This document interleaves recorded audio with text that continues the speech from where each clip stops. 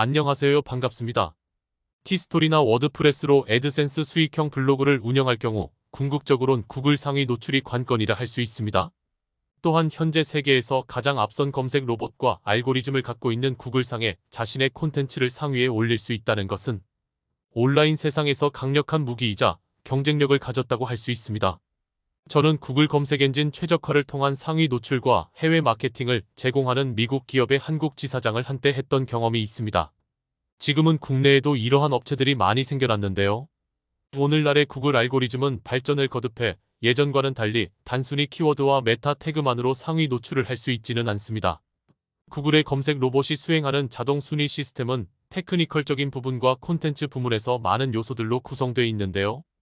블로그를 하면서 이것들을 다 알 필요도 없고 일일이 적용할 수도 없으므로 상위 노출을 위해 꼭 필요한 부분들만 짚어보도록 하겠습니다. 우선 포스팅 글 본문 중에 외부 링크와 내부 링크들을 걸어주시는 것이 좋습니다. 구글 검색 엔진의 근간을 이루는 페이지 랭크 개념은 해당 사이트와 콘텐츠에 대한 신뢰도 지수라 할 수 있습니다. 이는 저명하고 검증된 훌륭한 내용의 논문일수록 널리 공유되고 많이 인용되는 것처럼 좋은 콘텐츠는 외부에서도 많이 링크를 할 것이란 전제를 갖고 있습니다. 블로그 글도 외부에서 링크를 걸어주면 상위 노출에는 조금 더 유리할 텐데요. 구글 검색 엔진 최적화 업체란 곳들에서 백링크를 강조하는 것이 바로 이런 이유에서입니다. 그러나 인위적이고 무분별한 백링크는 오히려 해가 될 수 있으니 주의할 필요가 있고, 이 부분은 대다수 블로거들의 경우 쉽지 않으니 그냥 넘어가도 되겠습니다. 하지만 적어도 내 글에서 외부 링크와 내부 링크만은 꼭 걸어주시기 바랍니다. 흔히 방문자가 클릭 시 애드센스의 전면 광고가 뜰 수 있기 때문에 링크를 다는 것이라 생각하는 분들이 많은데요. 이는 검색 엔진 최적화를 위해서도 필요한 부분입니다. 워드프레스에서 사용할 수 있는 검색 엔진 최적화 도구인 요스트를 보면 이는 더욱 분명해집니다. 내부 링크와 외부 링크를 적어도 각각 2개 이상 걸어줘야 이렇게 녹색 표시가 됩니다. 이 작업을 안 하면 검색 엔진 최적화에 맞지 않다고 해서 빨간색으로 표시됩니다. 티스토리 블로그를 하시는 분들도 본문 중에 외부 링크를 최소 2개 이상은 꼭 거시기 바랍니다. 외부 링크는 주로 네이버나 다음 등의 지식 백과와 백과사전 또는 위키 백과나 나무 위키 또는 공인된 기관이나 기업 사이트의 해당 콘텐츠 페이지 주소로 걸어주시면 되는데요. 보충 설명이 필요한 단어나 문장에 각주 형식으로 설명하기보다는 외부 링크를 걸어 참조할 수 있도록 하는 것이 요령입니다. 내부 링크는 본인의 블로그 안에 있는 다른 포스팅 글들과 연결해주면 되는데요. 이는 블로그 방문자들의 체류 시간을 늘리는데도 유용하니 내부 링크 또한 걸어주시기 바랍니다. 구글 검색 결과 1페이지에 자주 등장하는 위키 백과를 보면 링크들이 무수히 많이 달려있는 것을 볼 수 있습니다. 다음은 콘텐츠 부분에 대해 알아보겠습니다. 여러분은 검색 시 주로 어디를 이용하시나요? 저를 비롯해 대부분 맛집이나 여행지 등의 생활적 정보와 리뷰를 찾을 때는 네이버나 다음을 이용하고, 보다 중요한 업무적 정보나 정확한 지식이 필요할 때 또는 해외 콘텐츠를 포함한 결과를 찾는 경우라면 구글에서 검색할 경우가 많을 겁니다. 이는 누가 그렇게 하라고 시켜서가 아니라 각 포털을 이용하며 경험이 쌓여 자연스럽게 체득하게 된 것입니다. 구글 검색 엔진이 선호하는 모범 답안에 가깝다는 위키하우가 그 대표적 예입니다. 또한 목차와 소제목 분류도 잘 되어 있는 것을 볼 수 있습니다. 이처럼 소제목들로 이루어진 목차와 티스토리의 제목이 제목 3에 해당하는 H2, H3 같은 소제목 또한 검색 엔진 최적화를 위해 기본적으로 필요한 요소입니다. 구글 검색센터에서 검색 엔진 최적화와 관련해 공개해 놓은 문서 중 콘텐츠 부분을 보면 사용자 중심 콘텐츠에 집중하기란 항목이 있습니다. 여기에는 유용하고 고유한 정보, 실제적으로 경험한 전문적인 정보, 콘텐츠를 읽은 사람들에게 만족스러운 경험을 선사하는 콘텐츠라는 내용들이 있습니다. 위키하우는 이러한 내용과 잘 부합됩니다. 구글에서는 또한 검색 엔진 중심 콘텐츠 만들지 않기라는 항목도 분명히 명시하고 있습니다.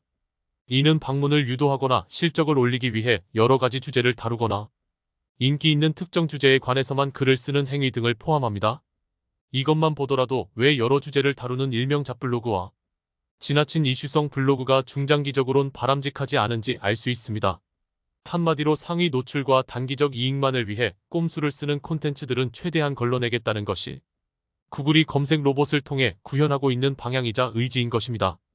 따라서 사람들의 고민과 문제 그리고 궁금증을 해결해주는 고유하고 이로운 양질의 콘텐츠를 통해 방문자의 체류 시간과 만족도를 높이는 것이 구글 검색 엔진에 최적화된 콘텐츠이자 노출 순위를 올릴 수 있는 길입니다. 다음은 키워드에 관해 말씀드리겠습니다.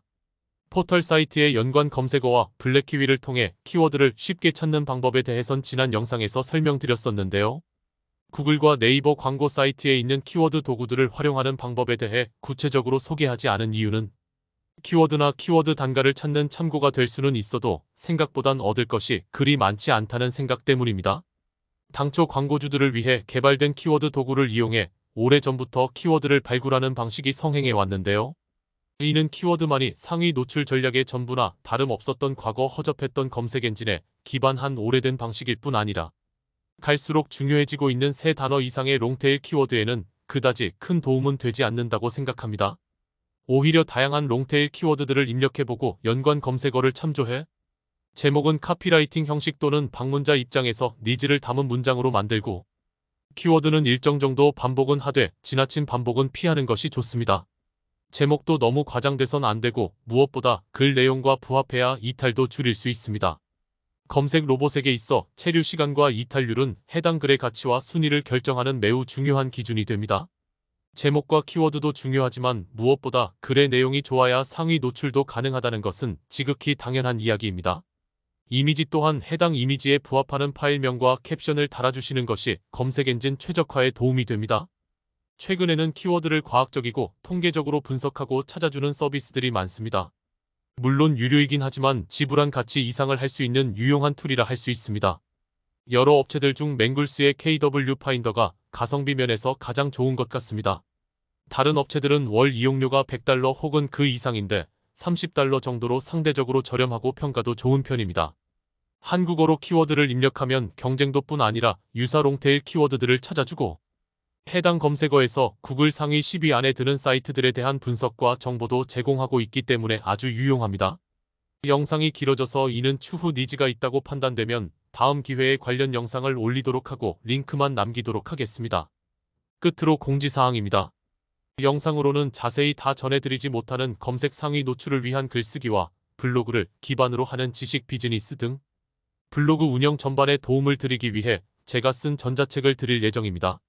아래 더 보기란에 올려놓은 링크로 이메일 주소 등의 간략한 폼을 작성해 제출해주시면 취합한 뒤 7월 말경에 보내드리도록 하겠습니다. 물론 함께 성장한다는 뜻에서 본 채널에서는 무료로 드리는 것이니 부담 없이 신청해주세요. 요즘 일련의 사태와 관련해 티스토리를 정리하고 워드프레스로 이전하시는 분들도 적지 않아 보이는데요. 제가 내린 결론은 둘 다 하자입니다. 무슨 일인지 요즘 제 블로그의 경우 네이버에서의 검색이 부쩍 늘어나서 오히려 다음에서의 검색보다 몇 배 혹은 몇십 배 더 많이 방문자 수가 증가하고 있습니다. 기왕 만들어 놓은 티스토리 블로그는 네이버 다음 구글 모두 노출되고 있으니 굳이 없앨 필요 없이 가져가고 한편으론 포털 정책의 영향으로부터 독립적인 워드프레스 블로그도 한다는 것이 제 판단이고 저는 이미 워드프레스 블로그를 시작한 상태입니다. 이후 워드프레스에 관해서도 말씀드릴 기회가 있으리라 봅니다. 그럼 더위에 아무쪼록 건강 유의하시고 다음에 또 뵙겠습니다. 끝까지 시청해주셔서 감사합니다.